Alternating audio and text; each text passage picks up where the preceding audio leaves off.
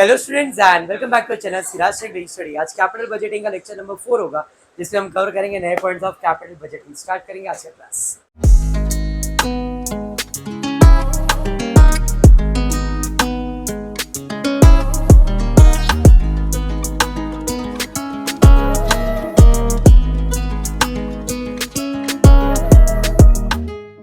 In the previous class हमने topic चालू किया था ARR, average rate of return, annual rate of return, जो भी आप इसका नाम देना चाहो।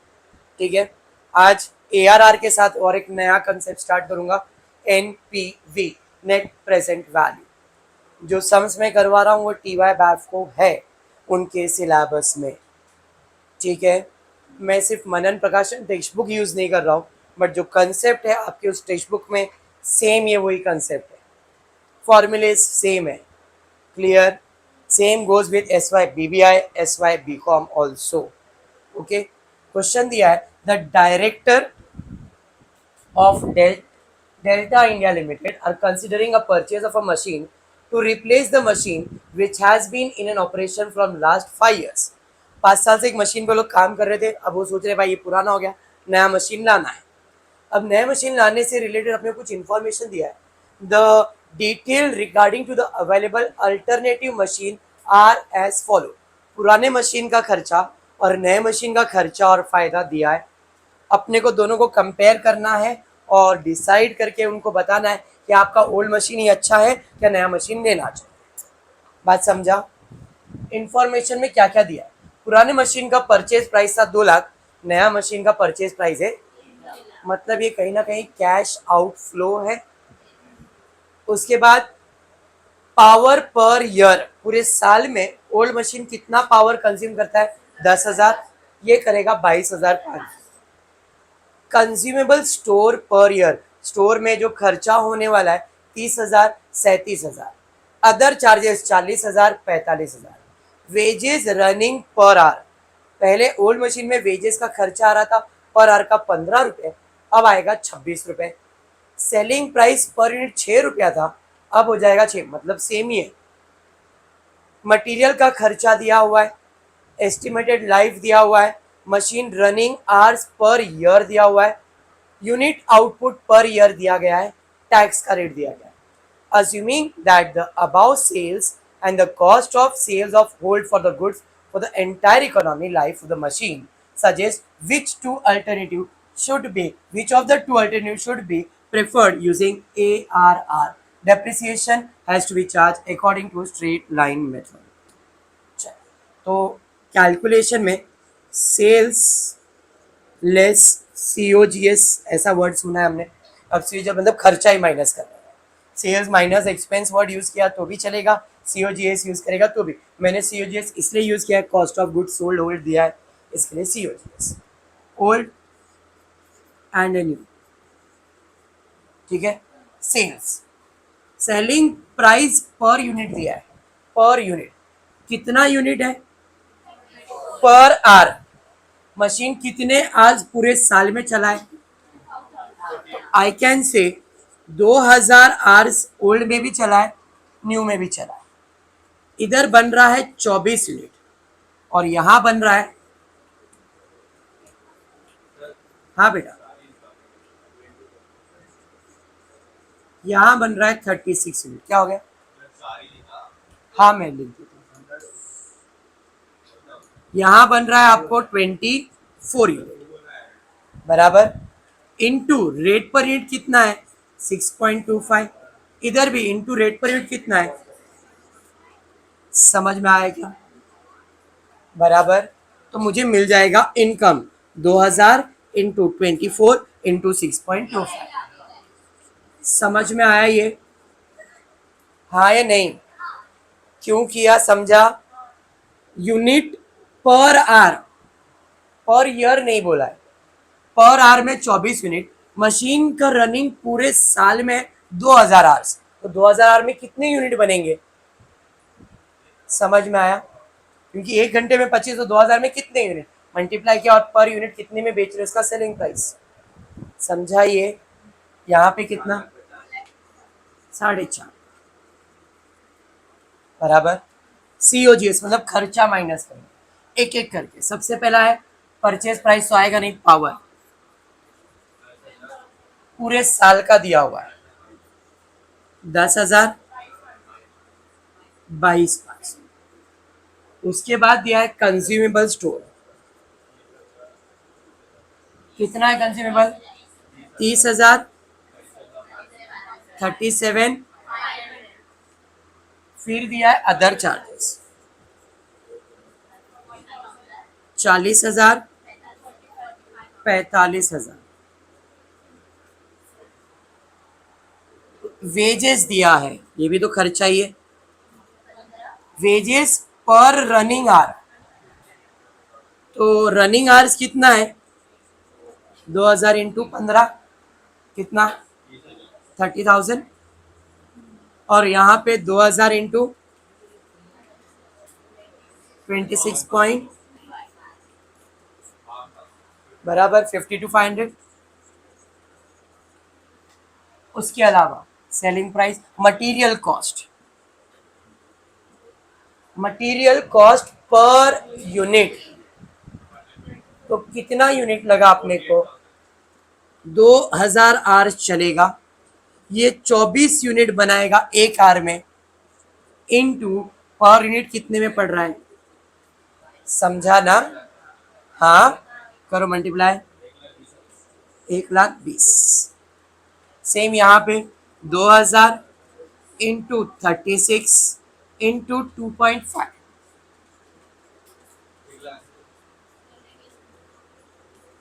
समझ में आया।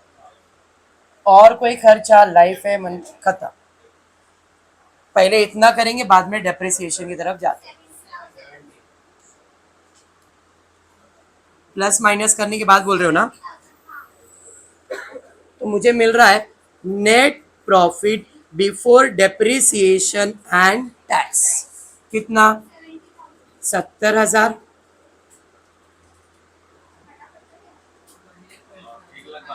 1,12,500।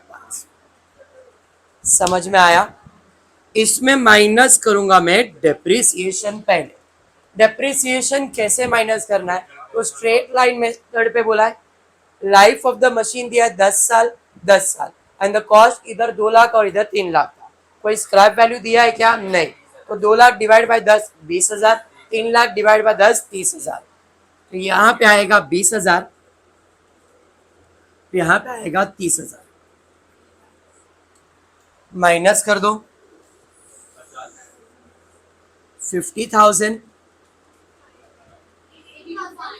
82,500। टैक्स कितना परसेंट बोला है, 40%। तो ये आया net profit after depreciation before tax less tax 40%। इसका 40% 20,000, 33,000। 30,000। अभी डेप्रिसिएशन ऐड नहीं करना ही नहीं है।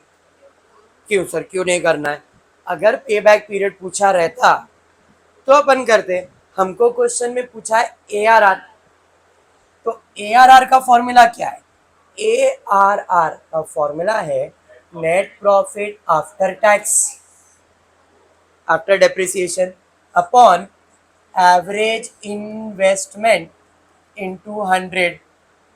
इसके लिए अपने को डेप्रिसिएशन ऐड करने की जरूरत नहीं है। समझ में आया। कैश इनफ्लो फाइंड करना होता तो हम डेप्रिसिएशन ऐड करते। अंडरस्टूड नहीं है, हाँ। अब नेट प्रॉफिट तो दोनों का मिल गया, बट एवरेज इन्वेस्टमेंट नहीं मिला। एवरेज इन्वेस्टमेंट का फॉर्मूला क्या है, कल ही बताया था, डेप्रिसिएशन वाला formula, original cost minus scrap upon 2 plus working capital plus scrap. याद आया, क्वेश्चन में स्क्रैप है क्या, वर्किंग कैपिटल है क्या, नहीं, कुछ नहीं। ओरिजिनल कॉस्ट इसका 2 लाख डिवाइड बाय 2, यहाँ पे 1 lakh, 3 lakh divide by 2 1,50,000। Short sweet simple, समझ में आ गया? हाँ चलिए अब आ जाते हैं यहाँ पे। Net profit 33,000 upon 1 lakh into 100, 30,000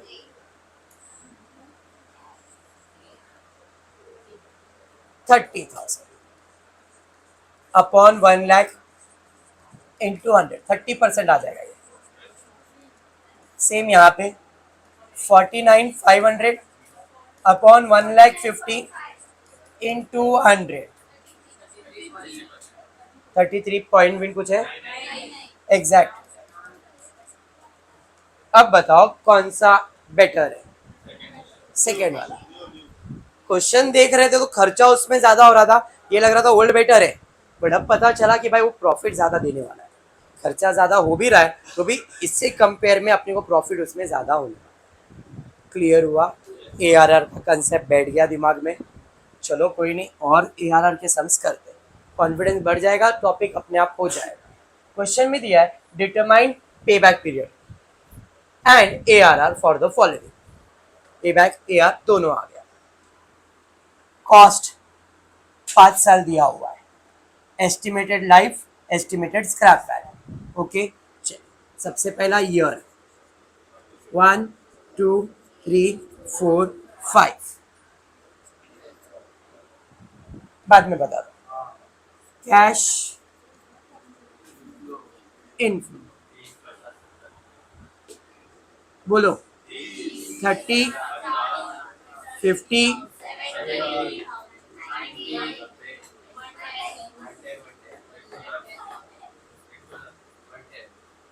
clear है? समझा? तो ये क्यों लिखा है इसी टाइम पास? क्यूमुलेटिव, जरा ध्यान देना, क्वेश्चन में कुछ लिखा है।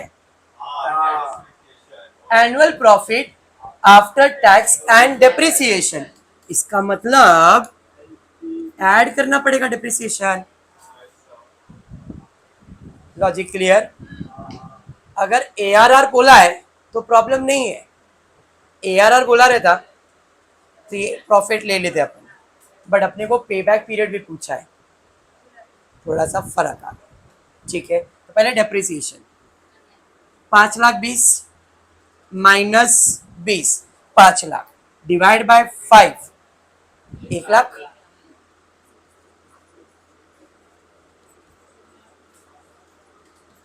बराबर है?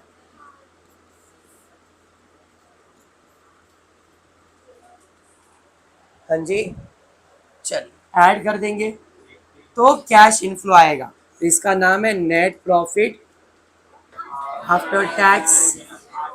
आफ्टर टैक्स ही लिखो ना, आफ्टर डेप्रिसिएशन मालूम पड़ गया। ऐड कर लो, 1,30,000,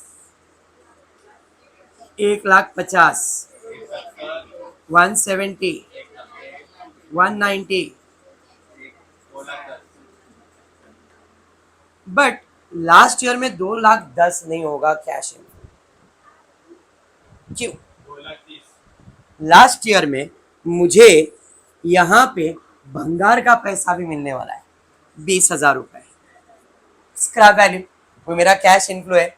इसका मतलब ये 2,10,000 प्लस 20, अलग से लिखना है तो अलग से, या ऐड करके लिखना है तो ऐड करके, तो भी चलेगा। बात समझ में आया? क्लियर? तो अब इसका वैल्यू या तो 2,10,000 लिखो और 20 अलग, या तो 2,30,000, दोनों चलेगा। ये समझ में आ गया? चलो आ जाता हूं क्यूमुलेटिव। 1,30,000 क्यों कर रहा हूँ क्यूमुलेटिव? पे बैक फाइंड करना इसलिए, ARR फाइंड करना रहता, इतना मगजमारी में नहीं करता। 2,80,000, 4,50,000, 6,40,000। भाई आगे करने की जरूरत तो नहीं है, बात समझा? पे बैक पीरियड कितना ईयर में आंसर आ रहा है? 1 2 3 और 4 के बीच में, तो 3 ईयर प्लस 4.5 आ गया है, 5,20,000 चाहिए, 5,20,000 चाहिए, 7.5 आ गया, मतलब 70,000 कैश रिक्वायर्ड, 70,000। इनफ्लो कितना है? 190, इंटू, अरे समझा ना, 3 ईयर प्लस मतलब 3.442 उम्र हो गया बेटा तेरा। अब वो बोलना चाह रहा है 3 + 4 तो 7.42 होएगा, तो उसे बेवकूफ बोलते हैं, क्योंकि ये मंथ्स है और ये ईयर्स है। समझ में आया? तो बैफ के टाइम पे बैफ के लेक्चर में बैठोगे, बीएमएस में बैठोगे तो प्रॉब्लम होएगा। तो हर्ष ध्यान दे बेटा, 3.4 क्लियर है, समझाइए। चलिए पे बैक हो गया। ARR, ARR का फॉर्मूला है average profit upon average investment. अब तक जो भी प्रॉफिट था वो 1 साल का था, यहां पे एवरेज प्रॉफिट 5 साल का दिया है, तो आपको 5 साल का एवरेज निकालना पड़ेगा। तो यहाँ पे जो भी प्रॉफिट्स है सबका टोटल लो, डिवाइड बाय 5 करोगे। तो सर क्या मुझे 20,000 भी लेना पड़ेगा क्या? सवाल वही है, क्या मुझे 20,000 भी लेना पड़ेगा? यस और नो? क्यों? वो भी मेरा 5th ईयर का प्रॉफिट है। 30 + 50 + 70 + 90 + 130 डिवाइडेड बाय 5। तो मुझे average net profit after tax सबको plus divide by 5। Divide by 5 क्यों? 5 साल का प्रॉफिट है, कितना आ रहा है? 70। समझ में आ गया? अब मैं निकाल रहा हूं average investment. Average investment formula क्या है? डेप्रिसिएशन वाला, original less scrap divide by 2। Scrap value है 5,20,000 - 20 डिवाइड बाय 2। वर्किंग कैपिटल है क्या? नहीं, स्क्रैप वैल्यू है। समझ में आ गया? 5,00,000 डिवाइड बाय -2 आ जाएगा 2.5 लाख। 2.5 लाख प्लस 20,000 2,70,000। अरे बराबर। Therefore, ARR will be 74,000 divided by 2,70,000 into 100। 27 point. समझ में आ रहा है? ARR में कॉन्फिडेंस आ गया अभी पक्का। चलिए छोटा सा सम है, but the concept is based on NPV, net present value. Very simple सा formula, cash inflow minus cash outflow. NPV, cash inflow minus cash outflow, formula for NPV। कितना पैसा आया, कितना पैसा गया, नेट प्रेजेंट वैल्यू समझ में आ जाए। ठीक है, फॉर्मूला इंपॉर्टेंट है। मैंने पहले पे बैक करवाया, ARR करवाया, अब नए कंसेप्ट पे आ गए NPV। ARR अच्छे से क्लियर है ना? क्या हो गया? प्रॉफिट किसमें? इसमें अभी करेंगे ना बेटा, ये तो पहला समय और सम्स है आज, टेंशन नहीं। अब plant is offered for ₹1 lakh. Plant का कीमत कितना? 1 लाख, मतलब कैश आउटफ्लो है। It's estimated life is 20 years, 20 साल तक चलेगा। During the period, it is estimated a net cash flow of the plant which will be at a rate of 10,000 per annum। 20 साल के लाइफ में अपने को उससे कितना पैसा मिलने वाला है? 10,000 पूरे साल का, 1 साल का, 1 साल का 10,000 रुपए मिलने वाला है। तो 20 साल तक मुझे 20,000 रुपए मिलेगा। 10 साल 10 साल 10 साल है ना, 20,000 ना, 2 लाख। पैसा कितना लगने वाला है? तो ऑलमोस्ट 10 साल के अंदर पैसा रिकवर हो जाएगा, लेकिन अपने को पे बैक नहीं फाइंड करना, NPV फाइंड करना। तो सर 2 लाख आ रहा है, 1 लाख जा रहा है, तो 1 लाख का NPV। इतना आसान होता तो NPV नहीं होता। आगे क्वेश्चन में दिया है and the rate of interest is taken at 8%। इसका मतलब है जो आपको रिटर्न्स होगा उसमें खर्चा कितना होने वाला है, 8% का। तो क्या 10,000 पूरा मिलने वाला है? कुछ ना कुछ हर साल अपना डिडक्शन खर्चा होने वाला है। तो उसके बेसिस पे उसने बोला है is it worth to accept the offer. अब ऑफर एक्सेप्ट करने के लिए मुझे बेस्ड करना है एनपीवी के बेस पे, जिसका फॉर्मूला है कैश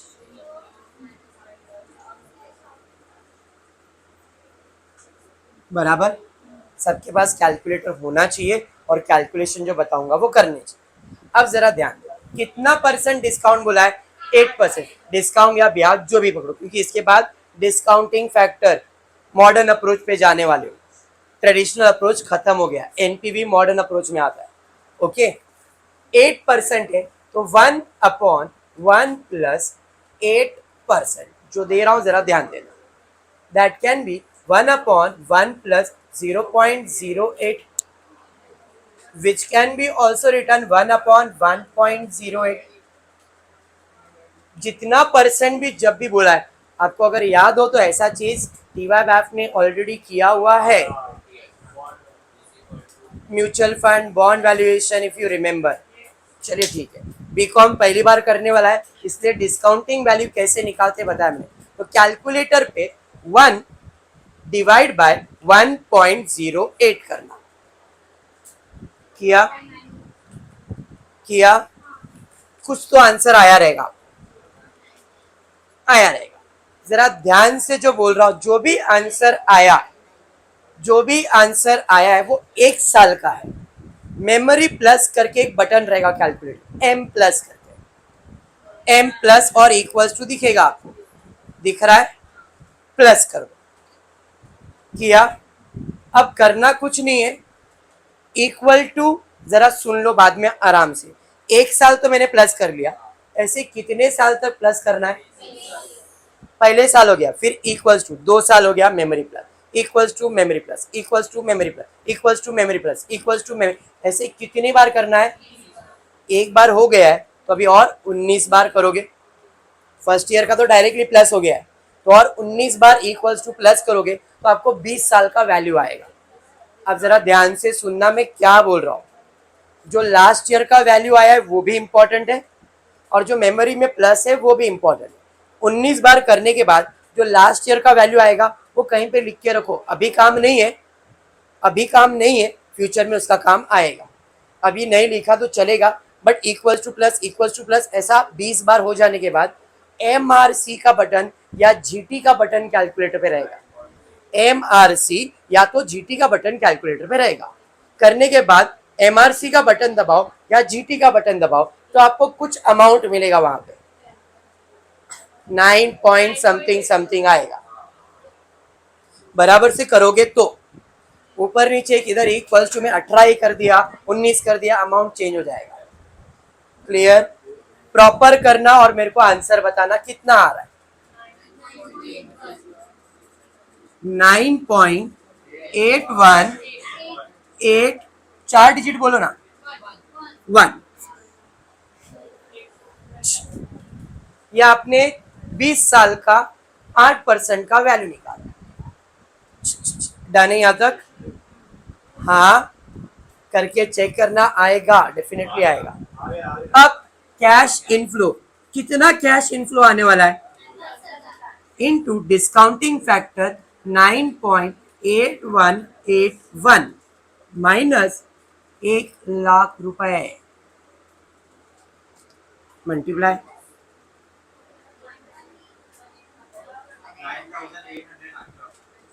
98181 पॉइंट,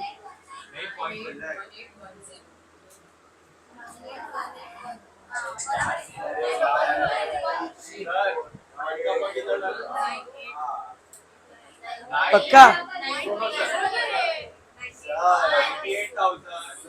वही मैं बोल रहा हूँ, 98,000, 10,000 है ना, 98,181.47। उसने 5 डिजिट लिया बेटा, इसके लिए माइनस 1,00,000 रुपए। 18 समझ में आया? क्लियर है? मतलब ये लॉस में चल रहा है, इन्वेस्ट करने की जरूरत है क्या? अंडरस्टूड, पक्का समझा? चलिए, अगर इसमें नहीं समझ में आया कोई नहीं, इसमें और इजीली समझे। ध्यान दो, क्या हो गया बेटा? डाउट है? बोलना। तेरे को नहीं आया ना? होता ही उम्र में। ध्यान दे, a company is considering a project with an initial outlay of 60,000. Very important sum, ध्यान दे। इस टाइप के सम्स एग्जाम्स में आएंगे। जो ये सम है, ऐसा सम एग्जाम में आता है, जरा ध्यान से। A company is considering a project with an initial cash outlay of 60,000. Cash outlay मतलब कैश आउटफ्लो, 60,000 कैश आउटफ्लो है, comprising of machine worth 50,000 and balance toward working capital exclusive for this product 10,000। मतलब क्या समझ में आया? Total 60,000 का cash outflow है, जिससे मशीन का आउटफ्लो 50,000 है और 10,000 working capital. Working capital word आया तो दिमाग की बत्ती जलेगी। ARR जो फॉर्मूला अपन लिखते थे, मतलब ये कहीं ना कहीं उससे रिलेट करने वाला है। Entire amount can be borrowed at a rate of 12%। Rate of interest आ गया, डिस्काउंट फैक्टर समझ लो। जब भी रेट आया मतलब डिस्काउंटिंग फैक्टर, जो अभी आपने किया था 1 डिवाइड बाय किया था ना, तो ये वही है। आगे, machine can be use for, मतलब अपने को कितने साल का वैल्यू निकालना पड़ेगा? 5 साल। क्या बात है? At the end of which there will be no salvage value, मतलब कोई स्क्रैप वैल्यू नहीं है। It can be assume that machine is depreciated on straight line basis for the purpose of tax rate being 30%। Evaluate whether the project is viable under NPV method. Also calculate payback period of the project given for the annual sales and expenses.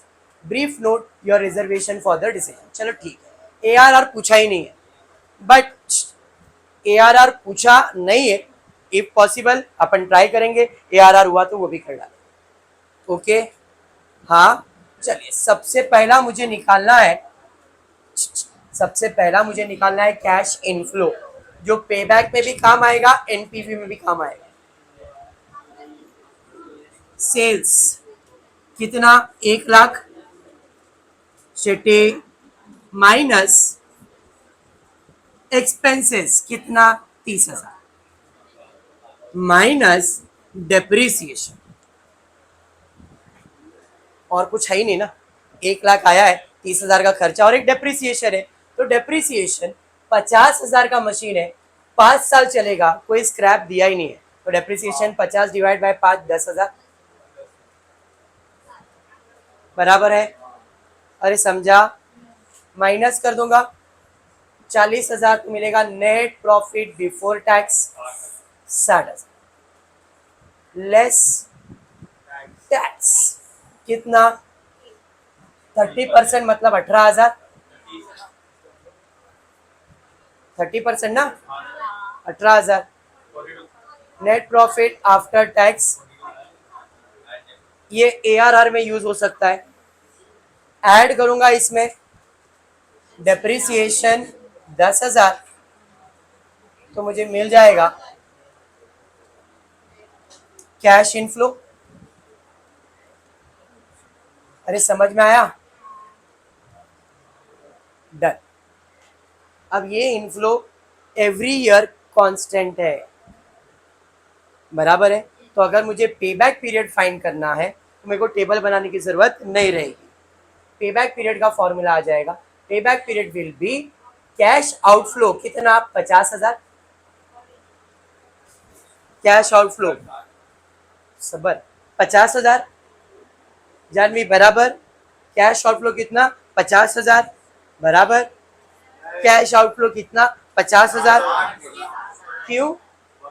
तो working capital का क्या करने का? फिर समझ में आया? Outlay है ना, पाव किलो बोलती है। 60,000 डिवाइडेड बाय दोनों 60,000 divided by 52,000 which is equivalent to 1 point. Yes, बात समझ में आ गया? अरे हाँ। अब एनपीवी बेसिस के लिए, एनपीवी के लिए cash inflow minus cash outflow करना है। जरा ध्यान देना। अभी यहाँ पे कोई स्क्रैप वैल्यू है क्या? नहीं, तो टेंशन नहीं है। अगर स्क्रैप वैल्यू होता तो मैंने आपको बताया इक्वल्स टू जो लास्ट ईयर का वैल्यू रहता है वो लास्ट ईयर का वैल्यू यूज किया जाता है स्क्रैप वैल्यू को मल्टीप्लाई करने के लिए। इस क्वेश्चन में नहीं है तो हम उसे यूज नहीं करेंगे। कितना परसेंट है? 12%। 1 divide by 1 plus 0.12 which can be also written as 1 upon 1.12। ये कितने साल तक कैलकुलेट करना पड़ेगा? तो 1 डिवाइड बाय 12 जो भी आंसर आएगा memory plus equals to memory plus equals to ऐसे कितने साल का होगा? 5। एक ऑलरेडी हुआ तो और 4 बार करोगे आप। और जैसे ही हो जाएगा एमआरसी का बटन दबाओगे 3.6048 माइनस 60,000 बराबर।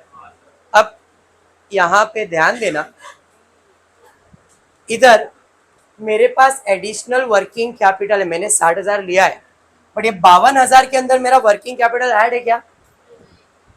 मैंने कहा था स्क्रैप वैल्यू से मल्टीप्लाई करते हो, एक चेंजेस करना। ये तो कर लोगे, करो। कितना आ रहा है?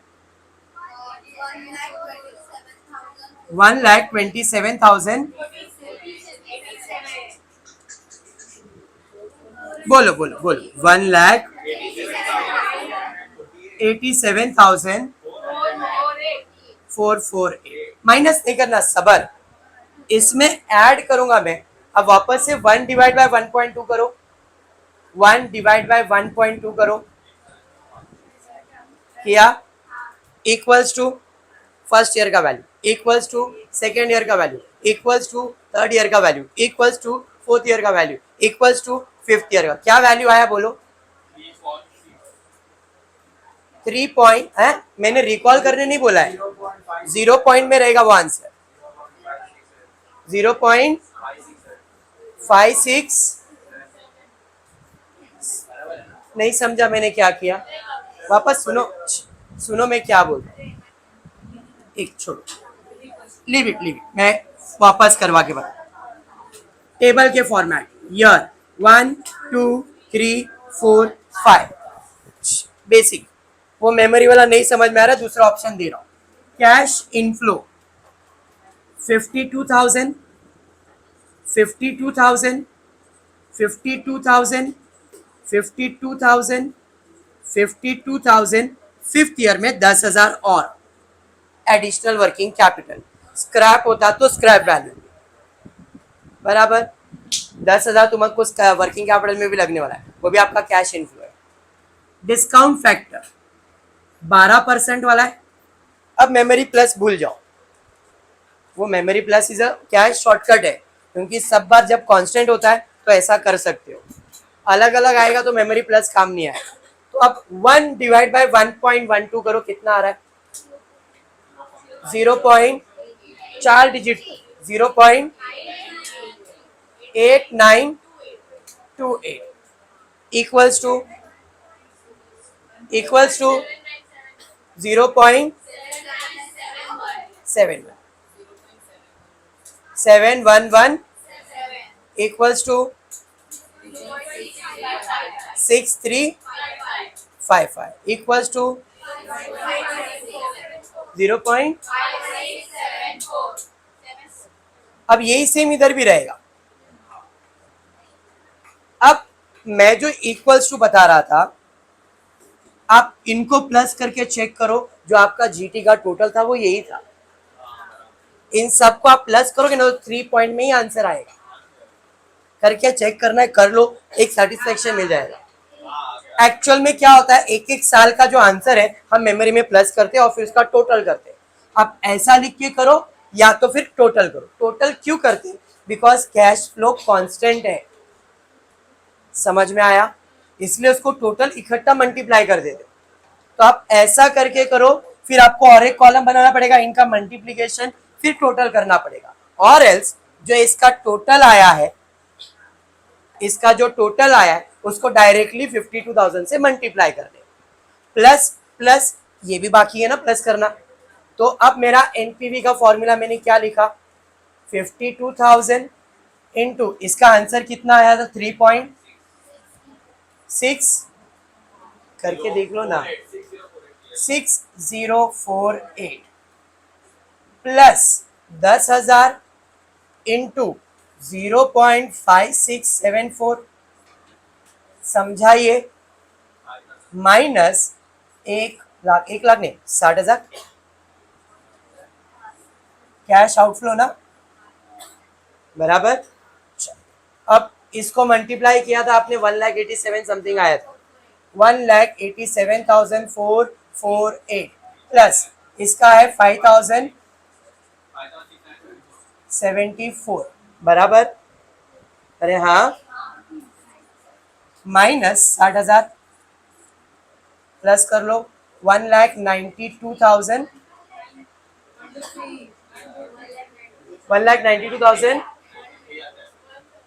93 आता तो 93 मेरे को नहीं मालूम, 1,93,122 माइनस 60,000